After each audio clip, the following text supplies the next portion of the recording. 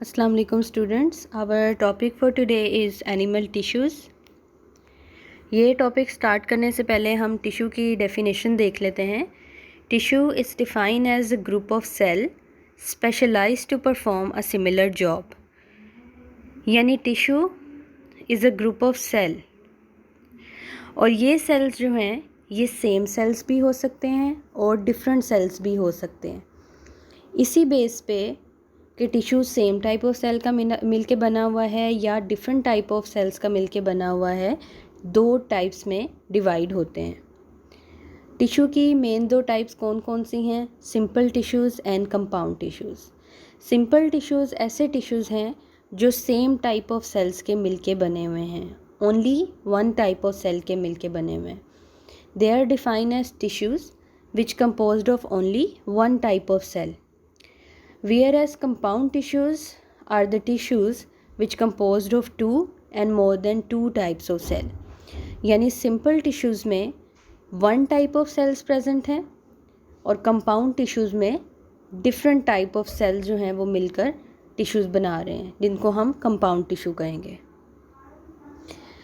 अब हमारा जो मेन टॉपिक है वो ये है कि हमने एनिमल टिश्यूज़ के बारे में पढ़ना है. तो आज हम एनिमल टिश्यूज़ की जो टाइप्स पढ़ेंगे, 4 मेन टाइप्स हम लोग पढ़ रहे हैं. Epithelial tissue, connective tissue, muscle tissue and nervous tissue. ये 4 मेन टाइप्स हैं. अब आगे एपिथेलियल टिश्यू की फर्दर टाइप्स हैं. एपिथेलियल टिश्यू की फर्दर 5 टाइप्स हम डिस्कस करेंगे.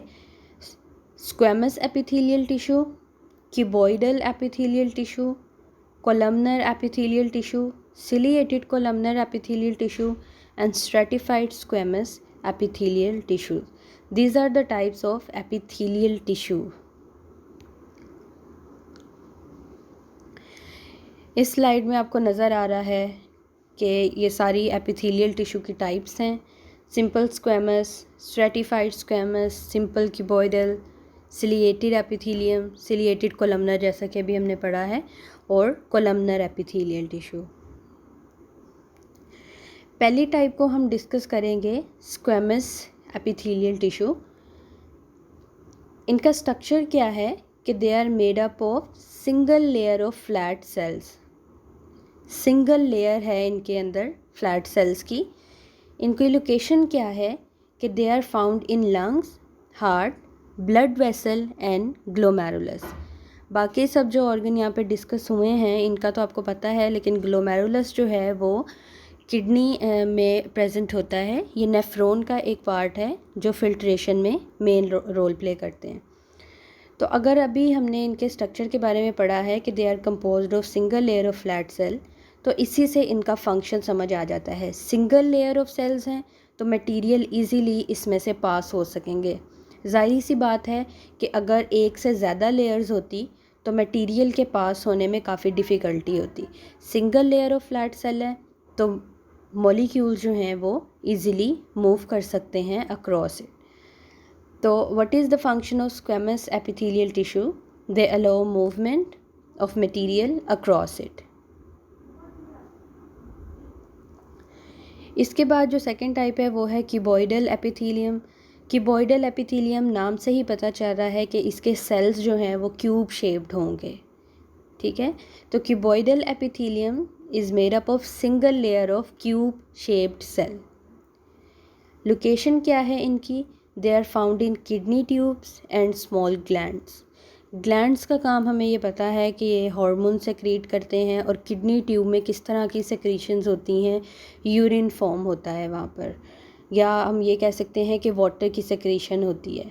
ठीक है, वाटर जो यूरिन में प्रेजेंट होता है. तो इनका फंक्शन क्या है? They make secretion. इसके बाद थर्ड टाइप है columnar epithelial tissue. Columnar epithelial tissue जो हैं इनके नाम से ही आपको पता चल रहा है कि कॉलम लाइक सेल्स होंगे. ठीक है, they has elongated cells. Location क्या है? They are found in alimentary canal, यानी जो पूरा हमारा डाइजेस्टिव ट्रैक है उसके अंदर कोलमनर एपिथेलियम प्रेजेंट होते हैं, एंड गॉल ब्लैडर. फंक्शन क्या है इनका? They make secretion. इसके बाद सिलिएटेड कोलमनर एपिथेलियम। अभी आपने कोलमनर एपिथेलियम के बारे में पढ़ा है कि इसमें इलोंगेटेड सेल हैं। कोलमनर एपिथेलियम और सिलिएटेड कोलमनर एपिथेलियम में क्या डिफरेंस है दोनों में? कोलमनर एपिथेलियम में इलोंगेटेड सेल हैं, जबकि सिलिएटेड कोलमनर एपिथेलियम में इलोंगेटेड सेल विद सीलिया प्रेजेंट हैं। तो सिलिएटेड कोलमनर एपिथेलियम के स्ट्रक्चर के बारे में हम पढ़ रहे हैं कि इनके इलोंगेटेड सेल्स होते हैं विद सीलिया। लोकेशन क्या है इनकी?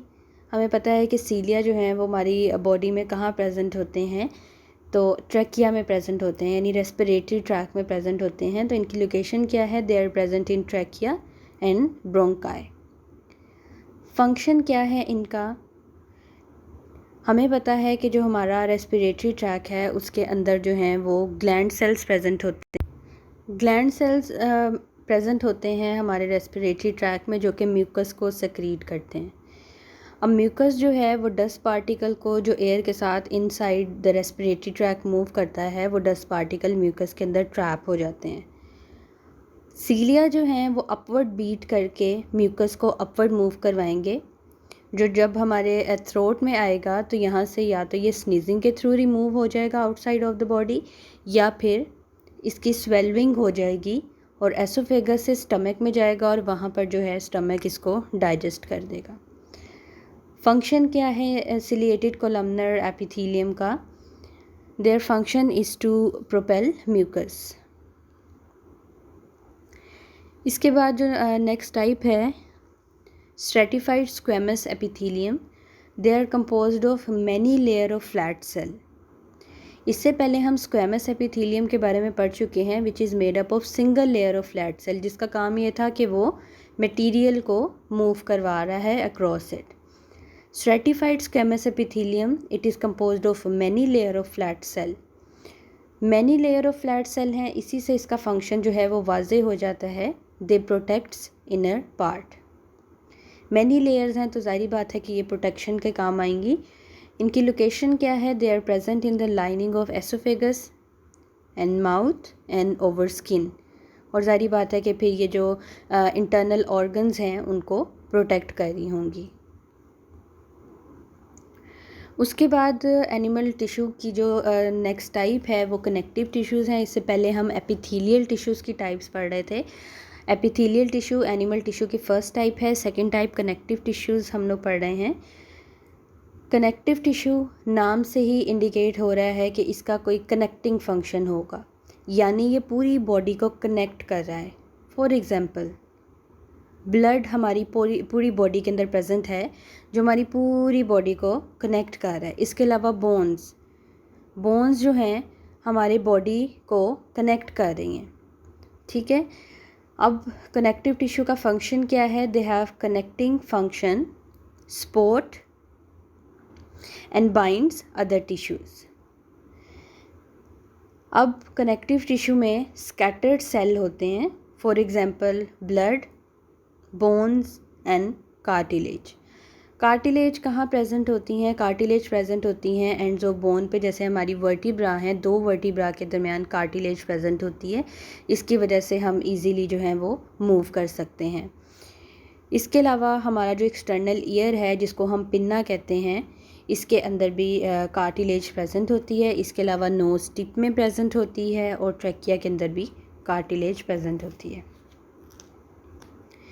इसके अलावा ब्लड, बोन और कार्टिलेज के अलावा एक और टाइप है कनेक्टिव टिश्यू की, which is adipose tissue. Adipose tissue इनकी लोकेशन क्या है कि they are found around kidney, under skin and abdomen.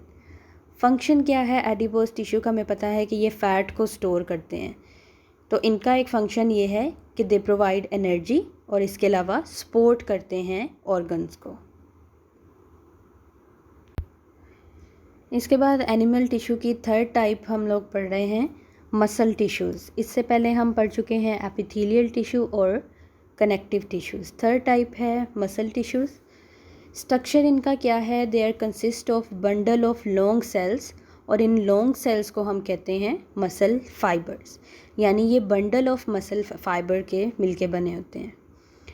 एक एनिमल के अंदर सबसे ज़्यादा जो टिश्यूज़ पाए जाते हैं वो मसल टिश्यूज़ हैं, ठीक है। They are most abundant animal tissues and they have ability to contract करते हैं, तो आगे कॉन्ट्रैक्शन की वजह से मूवमेंट पॉसिबल होती है। मसल टिश्यूज़ की आगे से 3 टाइप्स हैं, skeletal muscle, cardiac muscle and smooth muscles. Skeletal muscles जो हैं इनको हम वॉलंटरी मसल्स भी कहते हैं। वॉलंटरी मसल इसको इसलिए कहते हैं कि हम अपनी विल के अकॉर्डिंग इनको कंट्रोल करते हैं। ये हमारी जो है हम इनको अपनी विल के अकॉर्डिंग कंट्रोल कर सकते हैं, ठीक है। स्केलेटल मसल जो हैं दीज आर स्ट्राइएटेड मसल, या जैसा कि आपको डायग्राम में नज़र आ रहा है कि इसके अंदर स्ट्राइएशंस प्रेजेंट हैं and they contain many nucleus. यहाँ पर ये जो आपको ब्लू डॉट्स नज़र आ रहे हैं ये न्यूक्लियस हैं। They are striated muscle and contain many nuclei और न्यूक्लियस। फंक्शन क्या है इनका? They are responsible for the movement of bones. इसके बाद सेकंड टाइप है मसल टिश्यू की smooth muscle. They are involuntary, यानी ये हमारे कंट्रोल में नहीं है। They are non striated muscle each with the single nucleus. Non striated muscle है, जैसे कि आपको इस डायग्राम में नज़र आ रहा होगा कि इनके अंदर स्ट्राइएशंस प्रेजेंट नहीं हैं और एक सेल के अंदर यानी एक मसल फाइबर के अंदर एक न्यूक्लियस आपको नज़र आ रहा है। जबकि अभी हमने स्केलेटल मसल्स के बारे में पढ़ा है, इसमें स्ट्राइएशंस भी प्रेजेंट हैं और मैनी न्यूक्लियाई जो हैं वो इसके अंदर प्रेजेंट हैं। लेकिन अगर हम स्मूथ मसल्स को देख रहे हैं, जैसे कि स्लाइड के बैक पे आपको डायग्राम नज़र आ रही होगी कि हर एक सेल में यानी हर एक मसल फाइबर में एक ही न्यूक्लियस प्रेजेंट है और मसल फाइबर्स जो हैं विदाउट स्ट्राइएशंस हैं, यानी ये नॉन स्ट्राइएटेड मसल्स हैं। कहाँ पे प्रेजेंट होते हैं, इनकी लोकेशन क्या है कि they are present in the wall of alimentary canal, urinary bladder and blood vessel. Function क्या है इनका? They helps in the movement of substance. उसके बाद जो थर्ड टाइप है कार्डियक मसल। कार्डियक मसल भी इनवॉलंटरी मसल है। कार्डियक जब भी हम वर्ड सुनते हैं इसका मतलब है रिलेटेड टू हार्ट। हार्ट के जो मसल्स हैं इनको हम कार्डियक मसल कहते हैं और ऑब्वियसली ये इनवॉलंटरी मसल्स होंगे, हार्ट बीट आप खुद से कंट्रोल नहीं कर सकते। लोकेशन क्या है इनकी? They are present in the wall of heart. They are striated and single nucleus in each cell और मसल फाइबर। अब इस डायग्राम में आपको नज़र आ रहा होगा कि स्ट्राइएटेड सेल हैं यानी स्ट्राइएशंस प्रेजेंट हैं और हर एक मसल फाइबर में एक एक न्यूक्लियस प्रेजेंट है। फंक्शन क्या है? यानी ये हार्ट के मसल्स हैं, ये कॉन्ट्रैक्ट करते हैं तो हार्ट बीट प्रोड्यूस होती है। इसके बाद हम एनिमल टिश्यू की लास्ट टाइप पढ़ेंगे विच इज़ नर्वस टिश्यू या नर्व टिश्यू। फंक्शन क्या है इनका? They helps in transmission of information in the body, यानी इन्फॉर्मेशन को एक पार्ट से दूसरे पार्ट तक लेकर जाते हैं। They form a communication system in the body. और स्ट्रक्चर क्या है इनका? They are composed of nerve cell और न्यूरॉन। इस स्लाइड में आपको जो डायग्राम नज़र आ रही है राइट साइड पे, ये एक नर्व सेल और न्यूरॉन की डायग्राम है। तो नर्वस टिश्यू इन सेल्स का मिलके बना हुआ है। अब आपको इसके स्ट्रक्चर को देख के अंदाज़ा हो रहा होगा कि इसके स्ट्रक्चर के अंदर जो है वो सेल बॉडी है और सेल बॉडी के अंदर न्यूक्लियस प्रेजेंट है जो कि इसकी एक्टिविटी को कंट्रोल कर रहा है। इसके अलावा डेंड्राइट्स प्रेजेंट हैं जो कि इनपुट हैं। नर्वस टिश्यू का मैं आपको फंक्शन बता देती हूँ कि ये नर्व इम्पल्स को कैरी करते हैं। नर्व इम्पल्स एक मैसेज होता है जिसको ये कैरी करते हैं। अब डेंड्राइट्स जो हैं इनपुट्स हैं जिनसे ये nerve impulse into the cell body travel करती है। उसके बाद सेल बॉडी से अराइज हो रहा है एक लॉन्ग फाइबर जिसे हम एक्सोन कहते हैं। अब सेल बॉडी में जब नर्व इम्पल्स आ जाती है उसके बाद वो एक्सोन से ट्रैवल करते हुए away from the cell body जाती है। फिर उसके बाद नर्व एंडिंग या फिर एक्सोन टर्मिनल से सेकेंड न्यूरॉन के अंदर या फिर वो मसल जहाँ पर इंफॉर्मेशन लेकर जानी है या ब्रेन या स्पाइनल कॉर्ड वो प्रेजेंट होंगे। इसके बाद they conduct message in a form of nerve impulse. इनकी लोकेशन क्या है कि they are present in brain, spinal cord and nerves. उम्मीद है आपको आज की वीडियो समझ आ गई होगी। आज की वीडियो में हमने एनिमल टिश्यूज़ की टाइप्स के बारे में डिस्कस किया है।